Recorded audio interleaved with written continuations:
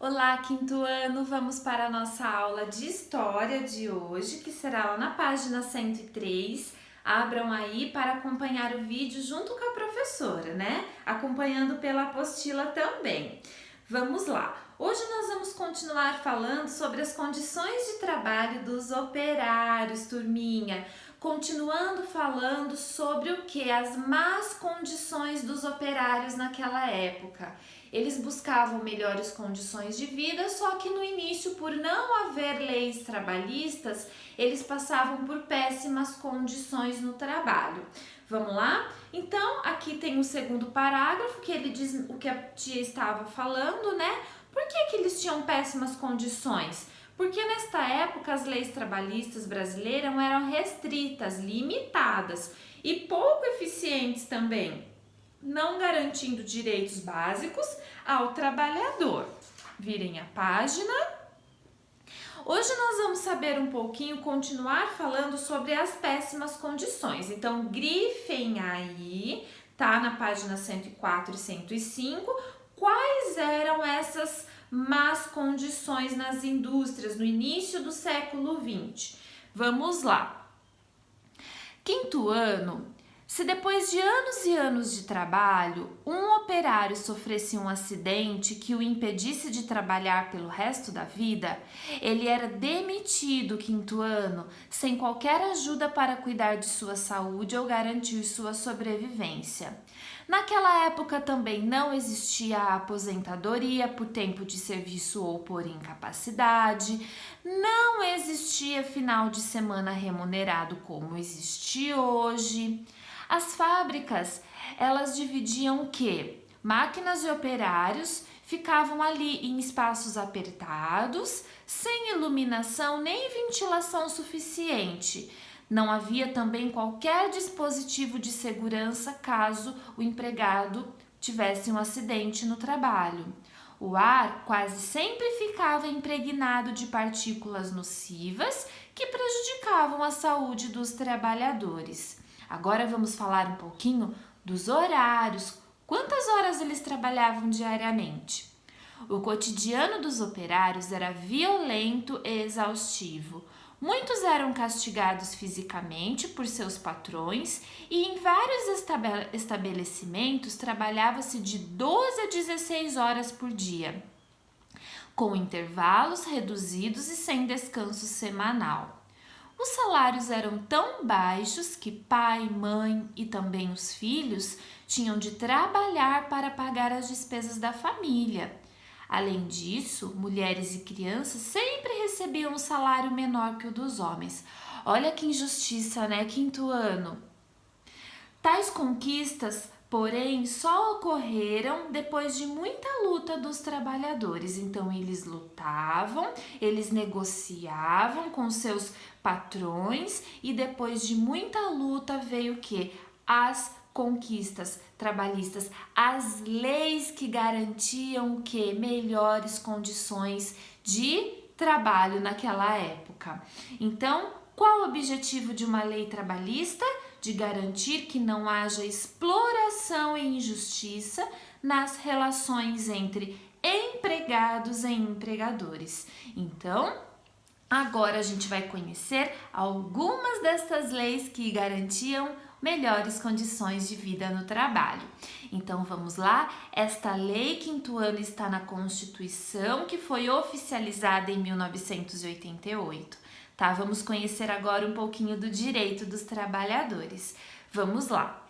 Conheça alguns desses direitos e perceba como eles revelam avanços comparado às condições enfrentadas pelos trabalhadores nas primeiras décadas do século XX. Então, vocês vão lendo, acompanhando com a tia Ana e percebendo que, nossa, se existisse essa lei naquela época, o empregado não passaria por aquilo, não é mesmo? Vamos lá. Quinto ano, primeiro, relação de emprego protegida contra despedida arbitrária, que é abusivo ou sem justa causa. Então, ele não poderia ser o quê? Despedido violentamente ou sem justa causa. Hoje também temos o que? Seguro-desemprego, em caso de desemprego involuntário. Então, a pessoa que é mandada embora, ela tem um auxílio. Hoje em dia temos também o salário mínimo. Hoje, se eu não me engano, é R$ 1.045. Então, para que serve o salário mínimo? Ele atende o que? As necessidades básicas. Só que se a gente parar para pensar, né, quinto ano é tão pouco, imagine a pessoa que tem que pagar aluguel, como que ela vai manter o quê? Comprar a comida, remédios, né? É tão difícil. Temos também na lei o 13º salário, com base na remuneração integral, então chega no final do ano, tem aí o 13º, que é o valor do salário mensal. Tem a remuneração do trabalho noturno superior ao do diurno. Se a pessoa trabalha à noite, ela tem um adicional a mais. Duração do trabalho normal não superior a 8 horas diárias e 44 semanais. Então, a pessoa ela tem que trabalhar 8 horas diárias, completando aí 44 semanais. Professora, e se não chega a 44 semanais? Aí por isso que algumas pessoas trabalham de sábado, tá? E se algumas que passam essas 44 semanais, elas recebem hora extra, tá? Tem aqui repouso semanal remunerado, preferencialmente aos domingos. Ah, professora, mas eu tenho um parente que trabalha no supermercado e ele trabalha aos domingos. E aí, como que fica? Aí ele tem outros benefícios, tá? Ele deve ter folga durante a semana ou fica algum domingo sem trabalhar. Continuando, gozo de férias anuais remuneradas com pelo menos 1/3 a mais do que o salário normal, então tem férias. Licença à gestante sem prejuízo do emprego e do salário, com duração de 120 dias, então as grávidas, né? Isso é licença para as gestantes, para as grávidas, elas têm o direito de ficar 120 dias em casa, não pode ser mandada embora. Temos aí a licença paternidade, que é de 5 dias. Redução dos riscos inerentes ao trabalho por meio de normas de saúde, higiene e segurança. Adicional de remuneração para atividades penosas, insalubres ou perigosas, tá? Então aqui trabalhos que sejam mais delicados, que sejam perigosos, então a pessoa também ganha um valor a mais. Temos aí a aposentadoria, temos seguro contra acidente de trabalho, caso o empregado ele se machuque, ele tem o quê? Um dinheiro do governo que, se ele precisar, ele vai ser ajudado, ele vai ter um auxílio do governo. Mas professora, que dinheiro é esse que o governo nos auxilia? É o dinheiro que pagamos do quê? Dos impostos. Então é o nosso dinheiro mesmo, por isso temos o direito, tá?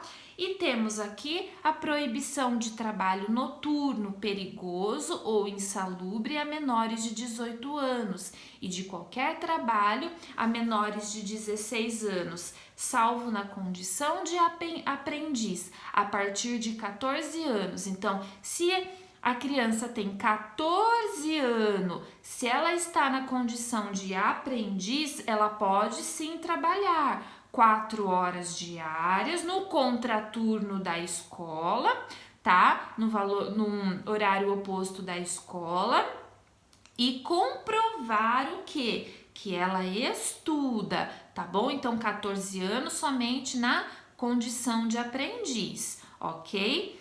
Aqui na atividade eu trago algumas situações para vocês. Vocês vão analisar as situações a seguir, aquelas em que há desrespeito às atuais leis trabalhistas que você acabou de conhecer. Em seguida, justifique suas escolhas. Então, você vai assinalar aquelas que há desrespeito às atuais leis.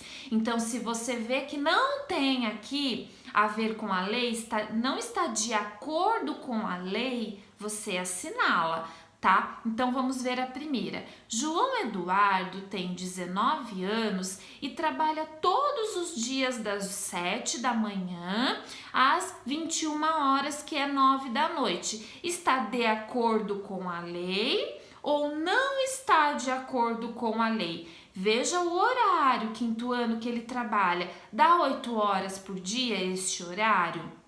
Verifiquem aí, tá? Então, se não tiver de acordo com a lei, você vai assinalar, tá? E vai falar o porquê que ela não está de acordo com a lei. Agora, na letra B, Vera tem 36 anos e trabalha como professora de segunda a sexta-feira no período noturno. Ela prefere trabalhar à noite porque recebe adicional noturno. Vocês viram aqui que quem trabalha à noite recebe um adicional noturno? Sim ou não? Então, se estiver de acordo com a lei, você não vai assinalar e só vai escrever de acordo com a lei. Por quê? Porque ela recebe um adicional noturno, tá?